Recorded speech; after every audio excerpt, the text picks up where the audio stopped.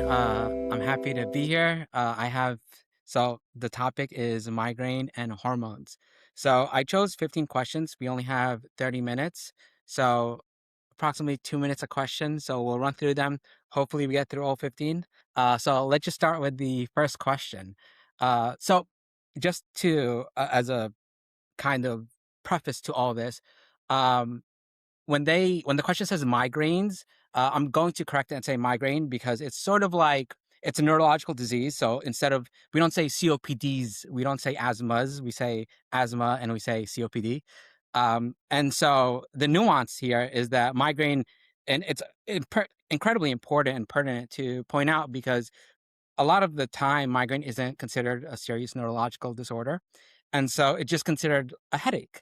And while headache is a phase in a migraine attack, it's only just one phase, and you could actually have migraine without the headache phase. So it's incredibly important to give it its due authority, you can say, as it's as a neurological disease. So we're going to say migraine, even though it may sound off in the beginning, and I understand that. A lot of people just like it's like, oh, he's saying migraine. It's isn't it migraines? But migraine, and for an attack, it's migraine attack. So, for example, for COPD, a person has COPD. It's a chronic condition, an obstructive lung disease, and for the attacks, it's exacerbations, right? A person has a COPD exacerbation, or if it's heart failure, it's a decompensation, right? So same thing with migraine. It's migraine attack is the acute events, but migraine is the chronic migraine disorder. So just to preface, that's what we're going to say. Um, so my migraine started in my early 40s. The pain is excruciating behind my left eye and up into my temple and left side of my head. What is actually happening physiologically in my brain? So again, it goes back to migraine is a brain disorder. So a lot of times it's people consider it just as it used to actually be considered just a vascular phenomenon, that it's a purely a vascular disease, and it's not. It's a neurological disease, right? So that's kind of how we have to think about it to then understand the pathophysiology. So migraine essentially is has a genetic component. It's largely genetic, and it's our biology. So when we talk about migraine triggers, we say, "Oh, this triggered my migraine attack," right? But you could give those same triggers to someone that doesn't have migraine, and they'll never have a migraine attack, right? So it entirely depends on someone's physiology. It's someone's genetics.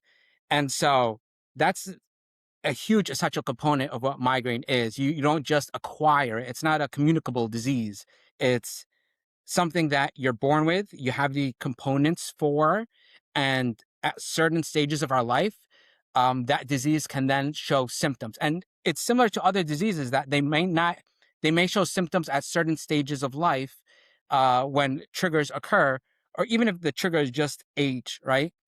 And so it's similar with migraine. It's same with many other diseases. So don't think because something triggers a migraine attack, then that's what's causing the migraine. It's not. It's a person's own genetics and biology that caused the environment for a migraine to occur. And so, what actually is causing this person's pain? Well, so there are several theories, and but the main involvement is something called the trigeminal nerve, and so the trigeminal nerve is a cranial nerve. It's cranial nerve 5, and it has these branches, these three branches: V1, V2, V3. And the one we're most concerned about is the ophthalmic branch.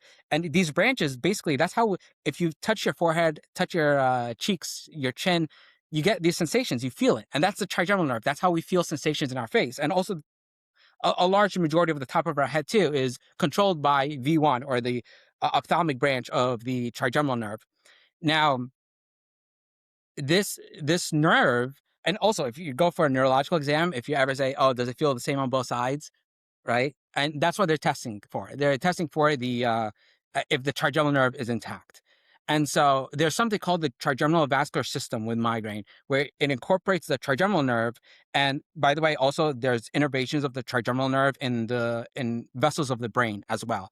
So you have these components sending input to a nucleus, a part of the brain on the brain stem, and then it sends these neurons up to the brain, and then the brain interprets it as pain. Now, that's the trigeminal vascular system. It includes the trigeminal nerve, the vascular system, and basically, there's a hormone that the trigeminal nerve produces called CGRP, calcitonin gene-related peptide, and that hormone is a neuroinflammatory. And there are others too. It's not just CGRP, but CGRP is probably one of the most well studied. And we also have medications to block CGRP. And so that's why it's brought up a lot when we talk about migraine, and because we can actually do something about CGRP. But there's other things like PACAP, PACAP, and substance P. They're just migraine is multifactorial. There's a lot that goes into the physiology of it, or the pathophysiology. CGRP is one, but very large component. And so what ends up happening is that then the brain uh, feels, you could say, or rather interprets this as pain signals, and so you feel the pain. And because you mentioned, oh, it's happening in your left eye and your temple, the left side of your head. That's because that's where the ophthalmic nerve is, and it's just pain occurring in that area of the trigeminal nerve, right? And migraine can also largely unilateral. It can also be bilateral. If someone has bilateral headache, that's not a reason to dismiss a migraine attack. But yes, unilateral is one of the, I guess, key signs of a migraine attack. Um, and the field isn't and this is just one aspect of what may be causing the pain. There's also evidence with the way I said it. It's the peripheral nervous system interacting with the central nervous system, and that's what's causing the pain. Also, right now we have research that says actually it's the central nervous system that then activates the peripheral nervous system. So it would activate the trigeminal nerve to then produce CGRP, and then that also sensitizes the central nervous system. So it goes kind of back and forth. And we also have imaging where the hypothalamus is actually active about a day before a migraine attack starts. So hypothalamus is in the central nervous system, right? And so that's evidence that, hey, this is a process that's maybe part of the central nervous system, and then it goes into the periphery, and then periphery then uh, causes the CGRP to be created, and then goes back into the central nervous system. And it's an entire like back and forth type of process, and that's probably the more likely scenario. Now with aura, if someone has migraine with aura, that's kind of a separate event because, well, it might not be. There's nuance to everything when it comes to migraine. So it's something called cortical spreading depression, and some people say, well, some research says that cortical spreading depression might actually be causing the pain, and others say no, it's the everything else prior to it then causes the cortical spreading depression. But what is cortical spreading depression anyway? So our whole body runs on electricity, right? For signals to travel, things have to get depolarized. So what does depolarization mean? It basically means that something goes from a negative resting membrane potential, and it becomes more positive. So it just it's ions, it's an electrochemical gradient. So, and it creates electricity, right? Whatever ions that carry the gradient, sodium, potassium, um, calcium. If we're talking about the cardiovascular system, uh, the L-type calcium channels are what causes the depolarization of the SA node, you could say. So at the end of the day, it's all electricity. It's electricity propagating, and that's what is happening, right? So electricity is propagating from the back, and it goes anteriorly. And so with aura is a phase of a migraine attack that often comes before the headache phase, and it usually has a visual component, and then it also has sensory and language that can also happen. Um, so sometimes you can see like flashes of light, or that starts like in the center and it goes off through the periphery. And so essentially, that's what's happening with a cortical spreading depression. It activates or depolarizes the cortex, right? Cortical spreading depression. And then, so these neurons are activated. So then occipital, you have visual symptoms. It travels to the language locations in your brain. You have language systems. Sensory locations, you have sensory symptoms. Also something called hemiplegic migraine. It's an atypical aura. So if cortical spreading depression travels to the motor areas, you could actually get hemiparesis, right? So there, depending on where this electricity travels. So as you could tell, migraine is very complex. There's so much involved.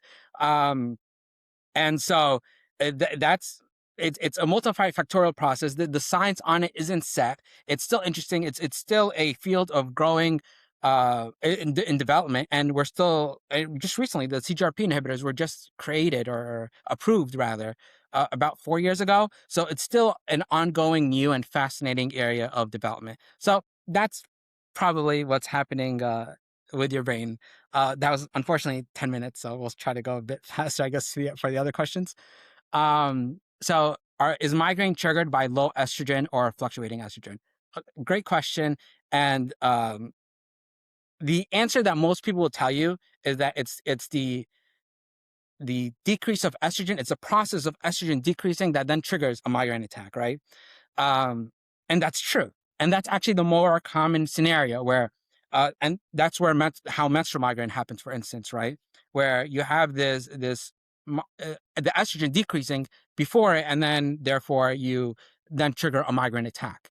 Um, so it's fluctuating estrogen where you get even increasing estrogen can cause it. It's the ebbs and the troughs of the estrogen that can then trigger an attack. However, there's also been recent research that shows, well, maybe it's also the level of estrogen. And when I say level, I mean low estrogen. So there was a study done that gave people. So generally, we have something called gonadotropin releasing hormone, and uh, it's released by the hypothalamus, and then it interacts with the pituitary gland, and then the anterior pituitary releases LH and FSH, and then those interact with the ovaries, and then you get estrogen, right? So it's the whole hypothalamus pituitary ovarian axis, right? And so with estrogen, um, with GnRH rather, it's the pulsations that creates this, right? That creates this method of releasing estrogen from the ovaries. Now, if we give GnRH exogenously and we give it continuously rather than a pulse, we actually prevent this from occurring, right? The pulse is what makes it go. And so that's what this study did. It's like, okay, so these people are having migraine attacks. Can we prevent the migraine attacks by just completely flattening the the estrogen? Um, and so that's what they did, and they found by giving continuous estrogen that it did nothing. It was no different than placebo. And so then they decided, hey, let's just give an estradiol patch then and see what happens. So they gave a 100 microgram estradiol patch, and that actually did work. It was better than placebo. So there is evidence to say that just a low estrogen that is flat, that's not even declining, it's not increasing, nothing, is also not enough. And in some cases, it's not enough it might not be triggering a migraine attack, but it's certainly not doing anything to help a migraine or the migraine disease in general. So the dose is generally you want to do something that is just the best, lowest possible effective dose, and stable. Stability is the key when treating migraine. It's always the key. Stability. So fluctuations, absolutely. They're going to everyone that you ask this question to will say absolutely fluctuations.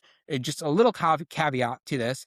Um, Also, with migraine with aura, uh, high estrogen, it may actually drive aura. So that's not something you want to consider with those with aura. Just something to consider. But in general, migraine without aura, uh, not low, and not fluctuating either. And that's the goal. Steady, but adequate, right? Okay. So the next question is I've had migraine with or close to my period all my life, and it was never explained. A triptan taken as needed blocks it before it kicks in. Could I do anything else instead?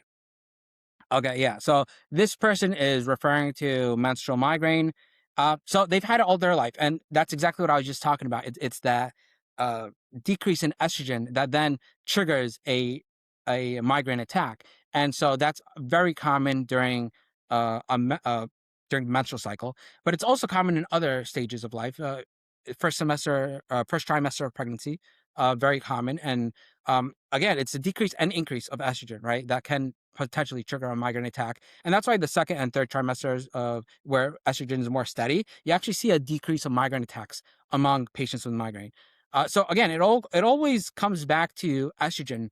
But I will say it's again, migraine is multifactorial. It's not just about estrogen. Estrogen is just like one factor that modulates migraine disease, right?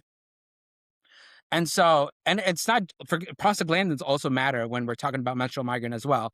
And that's why NSAIDs can help as well with menstrual migraine. So taking this person takes triptan as needed. Now that's a legitimate strategy, and that doesn't need to change. I will say though, something that there are differences in triptans. So if you take a long-acting triptan, that might actually be better than just taking. I don't know what kind of triptan you're taking, but you could actually prevent the migraine attack entirely if you know when you're going to get a migraine attack and you take a long-acting triptan. And so you could actually get away with not having a migraine attack if you choose the right triptan and you time it correctly. Um, and so migraine attacks for there's something called the ICHD3, which defines menstrual migraine. It's a migraine attack occurring 2 days before or 3 days after um, the start of bleeding. And so that's just something to consider if you're wondering if that's something you have. If you have menstrual migraine, if you have pure menstrual, there's also just menstrual migraine, which means you have a migraine during the menstrual cycle, but also during other times of the month as well. So that's one option, right? A long acting triptan. Like I said, prostaglandins also matter, so an anti-inflammatory. So again, that's not Tylenol, or sorry, you guys call it paracetamol, right? So it's not acetaminophen or it's not paracetamol. It's you want to take an NSAID, right? That would be better for menstrual migraine. Um, Also, you could actually take estrogen to uh, prevent that drop in estrogen, right? So you could take a patch. So you could take something transdermal, a patch or gel, but you have to time it right, because if you stop it too early, you will actually have a bigger or larger dip than you would have initially with just taking um, with just not even taking anything, right? So if you time it correctly, you will abate a migraine attack. But if you time it incorrectly and you stop earlier, your your estrogen would drop even lower, or not drop lower, but have a longer duration of just decreasing or fluctuation. And like we said, fluctuations are what trigger migraine attacks. And so that would you just have to know your um, just time it properly to do that. Harder to do. So that's why generally it's better off to stick with the long acting triptans. But definitely possible if you're able to do it. Magnesium is also a great thing to do and has been shown or to take rather, a supplement take, and it has been shown to help with menstrual migraine specifically. And I will say the kind of magnesium matters. So most studies, magnesium oxide is what was used just because it was a cheaper version, but it's not as available. So or bioavailable. So I would definitely consider uh or absorb properly. So magnesium glycinate would probably be the better option there. And it also doesn't cause as much GI issues as magnesium oxide, because the amount of magnesium oxide you'd have to take definitely cause GI issues. So that's just something to consider as well. Um, Also, menstrual migraine is harder to treat, right? So the fact that you're treating it with a triptan is impressive.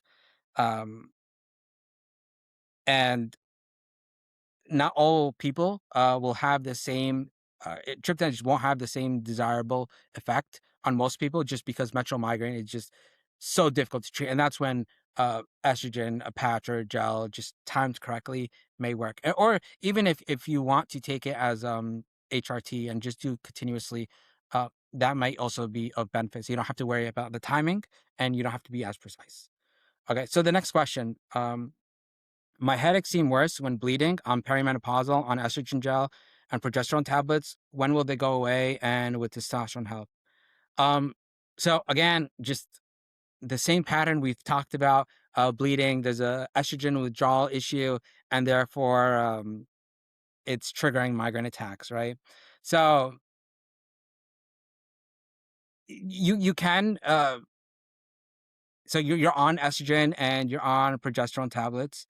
Um, so So what you're telling me basically is that there are still swings in the estrogen, and so the HRT will not completely abate the swings, because you may not be on a high enough dose to do that. Because the whole point is that you want to take, not that you can take enough exogenous estrogen, basically just exogenous estrogen, meaning any estrogen that you're taking, whether transdermally, oral, whatever. Obviously, for migraine, please, transdermal is the route to go always.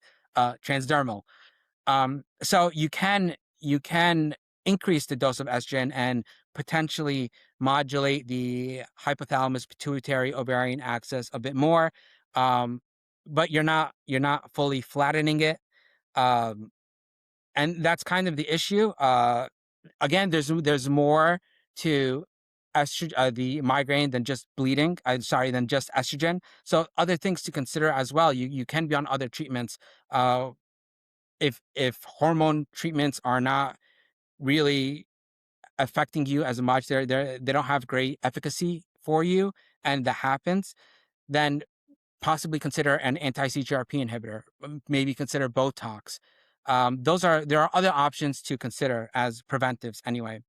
And even being on getting your progesterone properly, like corrected, may be of benefit as well. So if you're on like a Mirena coil, that may be of benefit instead of the cyclical tablets that you may be taking, or that you are taking, right? So you are taking progesterone tablets, right? So maybe a Mirena coil would actually be of benefit as well, rather than just the cyclical progesterone. Other than that, so yeah, so if you have, you don't mention if you have aura in this question, but if you have aura, it's less hormonally tied. And so obviously you would want to try some other medications as well. Now, I will say that if you're having bleeding that is like menorrhagia, which is like heavy bleeding, if you're having symptoms of that, or if it's spotting or it's unscheduled, then you might want to do another workup just to see if there's anything else going on. So that's something to consider. And with testosterone help, potentially there is a protective factor, or there's been studies showing that testosterone has some protective capabilities when it comes to migraine, but I wouldn't consider that as a treatment for migraine. But I would consider, if you have symptoms of like low libido, depressed mood, low energy, then I would go by the symptoms more so than whether or not they would help migraine. It's not really an established migraine treatment, even though there is research showing that it is protective against migraine. Okay, so next question. I'm 46 and perimenopausal. I've had monthly headaches before and around my period for 2 years, and recently migraine with aura. Would sequential or continuous HRT help in my case?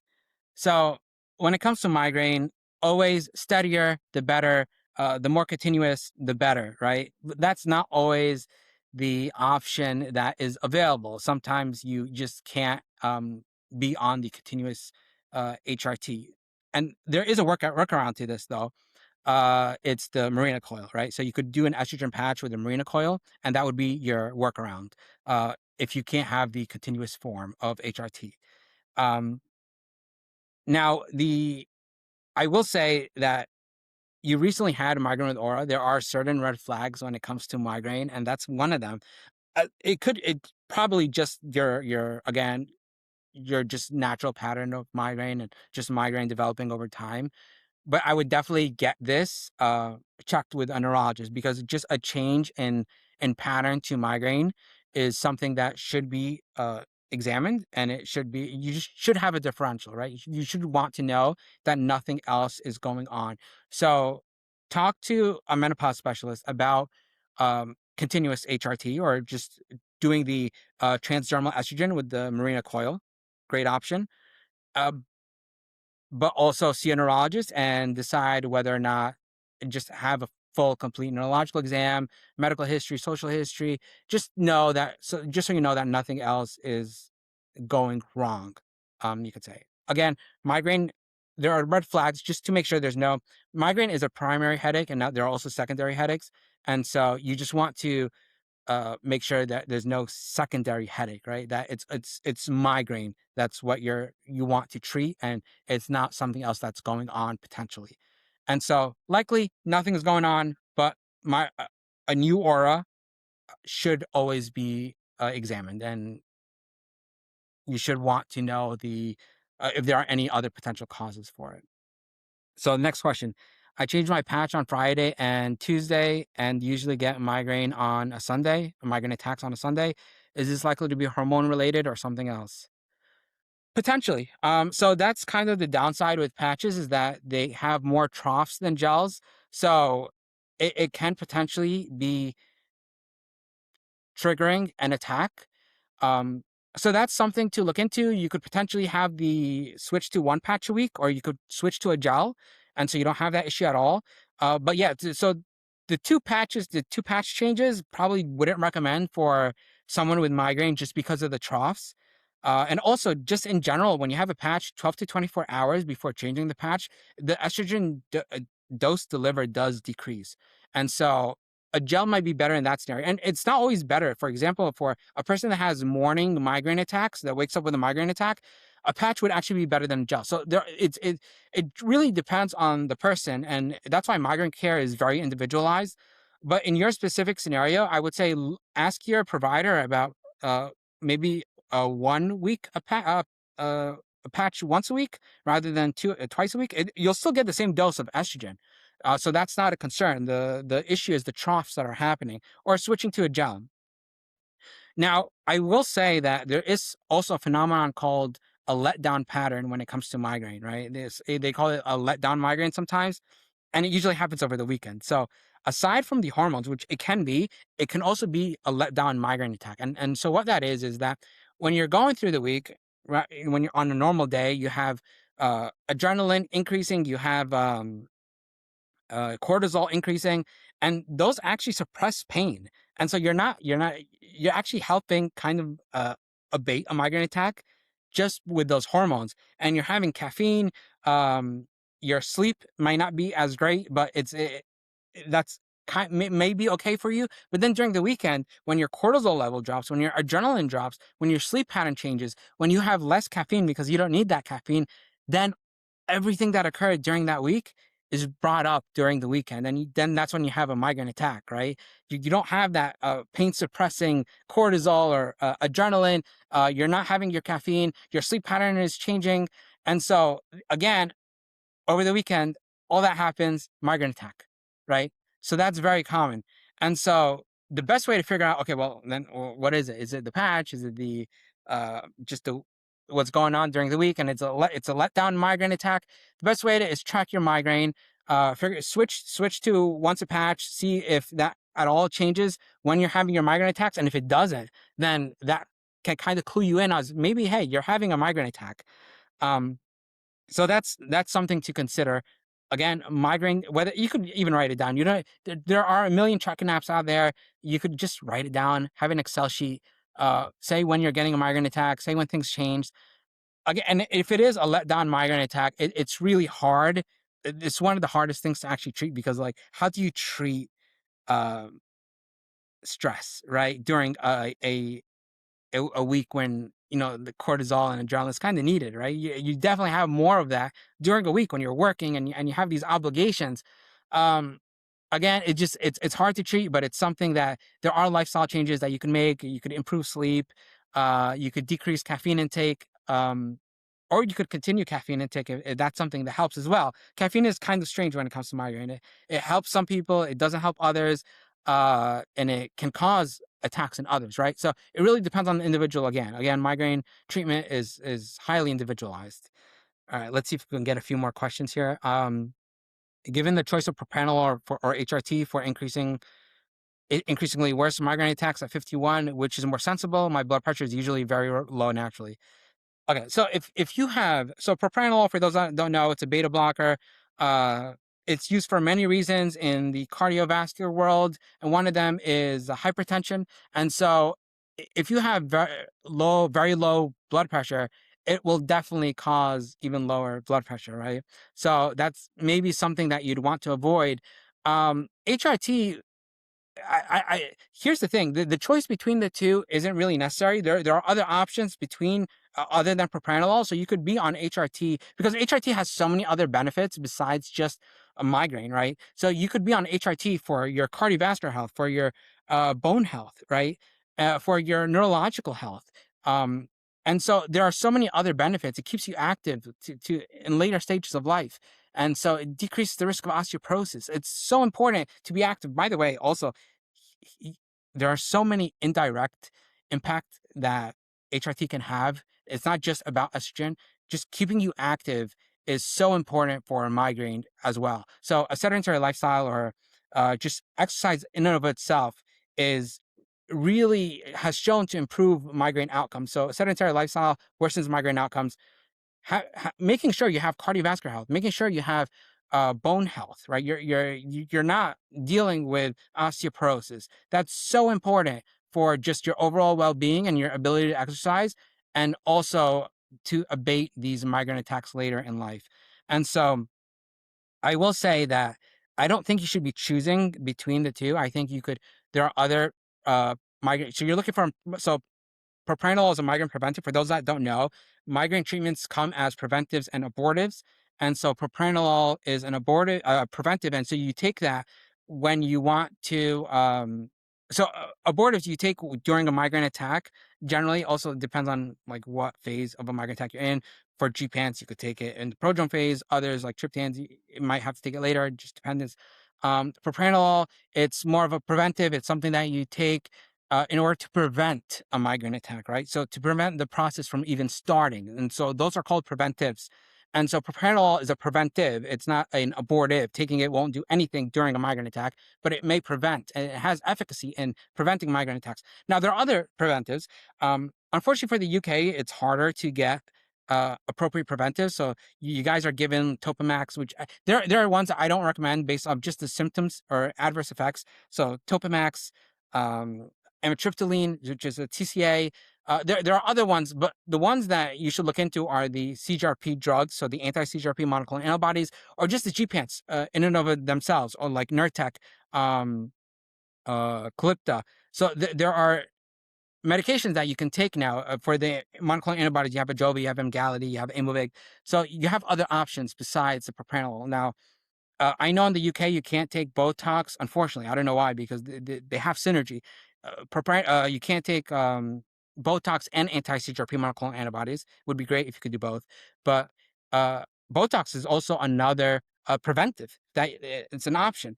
Um, and there are also non-drug preventives as well. You could take, there are neuromodulators, for instance, uh, that you can use, and those are drug-free options as well. So the option shouldn't be between propranolol and HRT.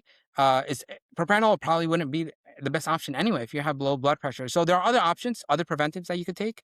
Um, I wouldn't, I wouldn't dismiss HRT just so you could be on a migraine preventive. I think you could be on both, and it would probably be even more beneficial for you. So and CGRPs, they don't impact blood pressure, at least in they don't decrease blood pressure. There's some evidence that certain CGRPs can increase blood pressure, but in your case, that's not an issue. Um, so yeah, have the best of both worlds. You don't limit yourself here. Okay, so let's see. Maybe we might have time for one more question. I'm 60, menopause at 45, migraine my whole adult life. Now managed with rizatriptan and Botox. Will start HRT, likely increase the number and intensity of my migraine attacks. Um, so for those that don't know, rizatriptan is a triptan. Botox is so that's an abortive, and Botox is a common preventive that is used.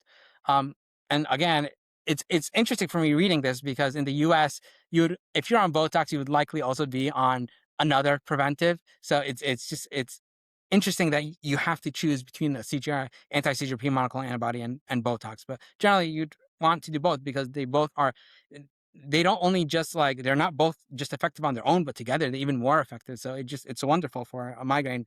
But in this case, that's not what's happening, and they're just concerned if HRT will increase the intensity of migraine. Probably not. You're stable, and so that's not an issue.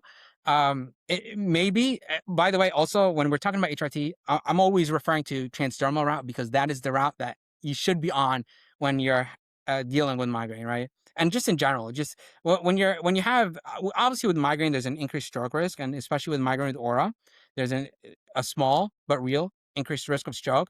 And so when you have oral HRT, what essentially you're doing is you're allowing estrogen to go through it's called the first pass effect, so it goes to the liver first. Transdermal doesn't have that issue, right? It goes straight to the systemic circulation.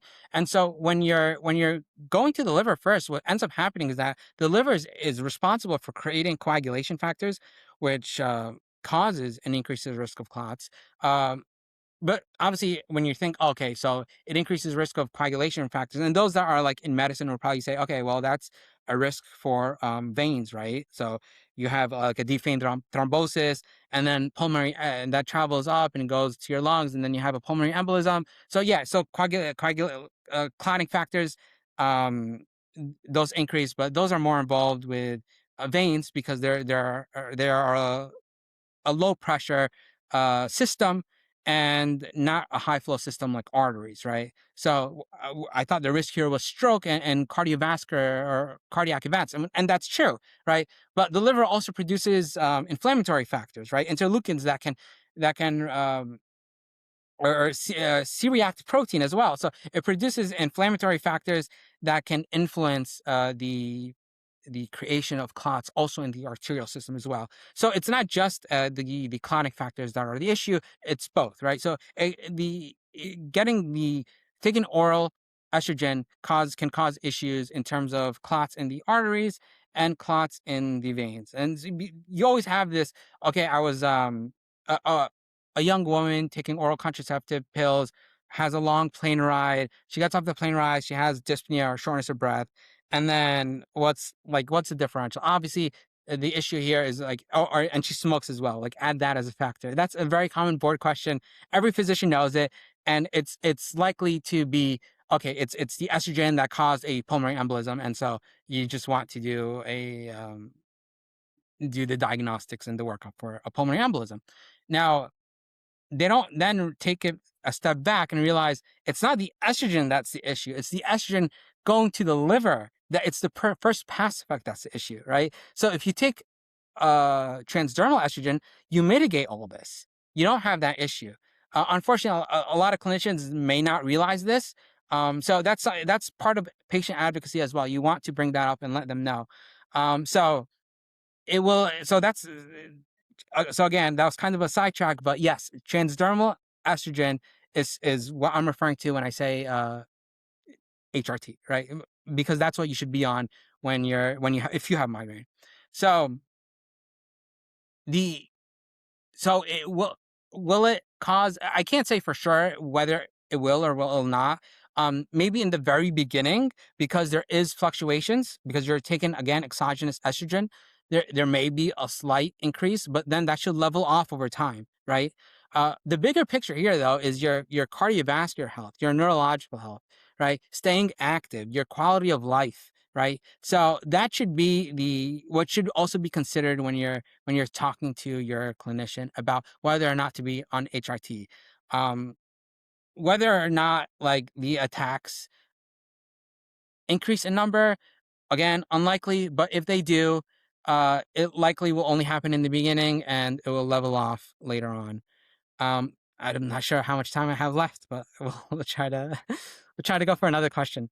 Um, and also it's really important to just talk to your prescriber, have these discussions, right? Like there are pros and cons to everything. There are side effects to everything.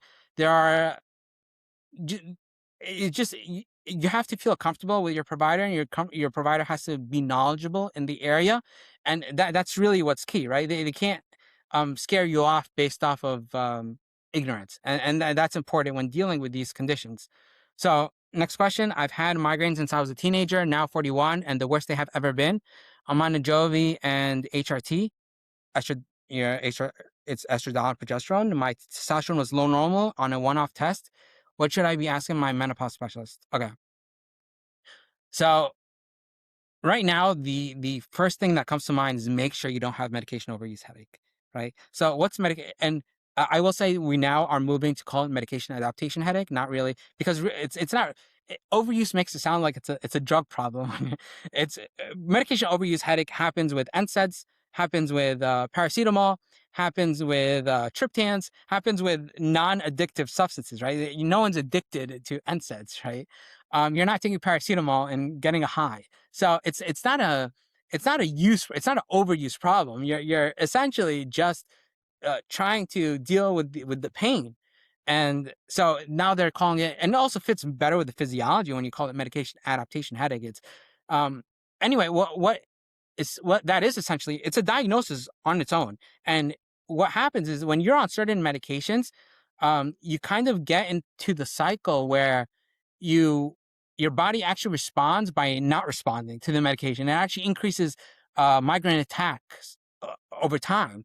And it creates this cycle where it's almost impossible to get out of and makes migraines much harder to treat, right? So it's a cycle and that's why you have these limitations on if your neurologist tells you, oh, only take these amount of triptans a month, or try to only limit yourself to these amount of NSAID. It's not an exercise in like torture. They're essentially telling you, or I guess maybe not communicating it properly, but it's from their knowledge that they don't want to put you into something called medication overuse headache, where it's essentially almost impossible, not impossible, just very, very hard to treat. And then you get into chronic migraine territory, which is 15 or more migraine days a month, which is even more difficult to treat. And so medication overuse headache is I don't know how often you're getting these headaches. It's essentially possible that that's something you have to deal with, and the treatment for that, according to the new research, it's not uh, to uh, I'll, I'll, what we've done before is just basically say, okay, well, it's time to, like many drugs. If that drug is a problem, stop taking it. Um, that's not what we found works best with medication overuse headache. What actually works best is optimizing your preventives. And so what that means is being on the appropriate preventives that work for migraine for you. So maybe adding another preventives, adding an anti-CGRP monoclonal antibody, adding or removing a preventive that doesn't work and replacing it with another preventive, right? So again, because I know the UK has issues with being on simultaneous preventives at once, in terms of, I guess, the high cost ones. It's all economical. It's not really about the evidence. It's you know, can they save money by only providing one medication? It's unfortunate, but that's just the reality of the situation. Um, I would also consider maybe there is hormonal swings that are occurring. Again, it could be I don't know if you're on a cyclical progesterone, but if you're not, I would definitely maybe consider Marina coil as well. As I've said before, so that's something to consider. So I would ask your menopause specialist if the continuous or cyclical HRT is best option for you. Um, Whether the standard HRT dose is enough or maybe you need to increase it. I will say in regards to testosterone, those tests are not, they're a snapshot in time. They don't say much.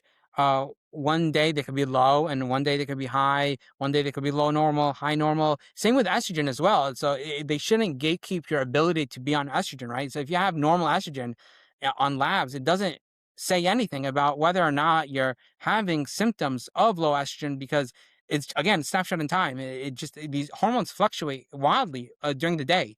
Um, so I definitely wouldn't consider that as a reason to be on testosterone. However, again, if you're having low mood, if you're having low libido, those are symptoms where I would possibly talk to your menopause specialist about being on estrogen to treat. So if you have the symptoms, definitely consider it. I wouldn't consider the test a reason for why your migraine attacks have become greater in frequency, though. Also, your lifestyle also and migraine pattern also changes over time. So these are all things to consider.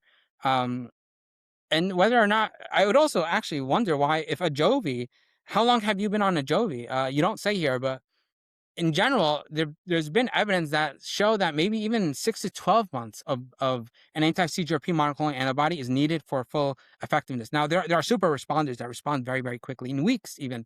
But there are a subset of patients that don't respond as well, and not at all, for example. So you might need to switch out that preventive entirely, but depending on the subset of population you're in, for example, those that have anxiety and depression have been shown to require a longer time to reach effectiveness on the anti-CGRP monoclonal antibodies. So that's definitely something to consider as well.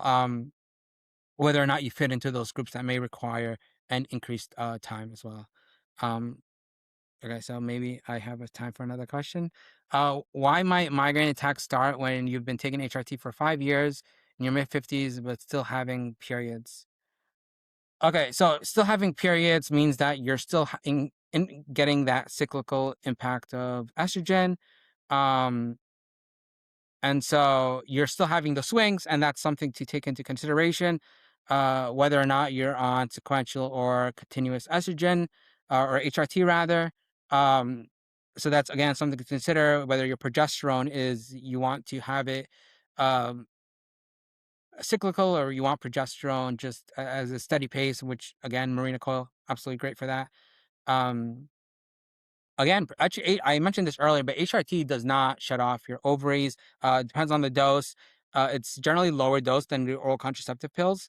However, if you go on a high enough dose, then yes, potentially. But in general, those dips do still occur in the estrogen. So if you go high, you may need a higher dose of HRT, for example. However, I will say that uh, when you have, well, yeah, so you're this is kind of a red flag that should be investigated. Um, Migraine starting at a later age could just be a normal migraine pattern. And it happens to many women. Many women also develop migraine after menopause. I shouldn't say develop migraine because again, migraine is a chronic condition, so they've had that the genetics for it. They've had the biology for it, but it just something changed in their own system that then caused migraine to be shown to develop the clinical symptoms. Again, this isn't not very far off from so many other conditions, right? Um, so this happens. However, it is considered a red flag. So a way to memorize red flags is kind of the Snoop 10 criteria, where it's whether if you have systemic symptoms like fever with a headache, right? So one of those would be a new onset headache at a later age, especially after age 50. That's something that you should actually get a full workup for. So you should see a neurologist to make sure it's not a secondary headache, and that would be a concern, right? That it's not migraine, that it's something else.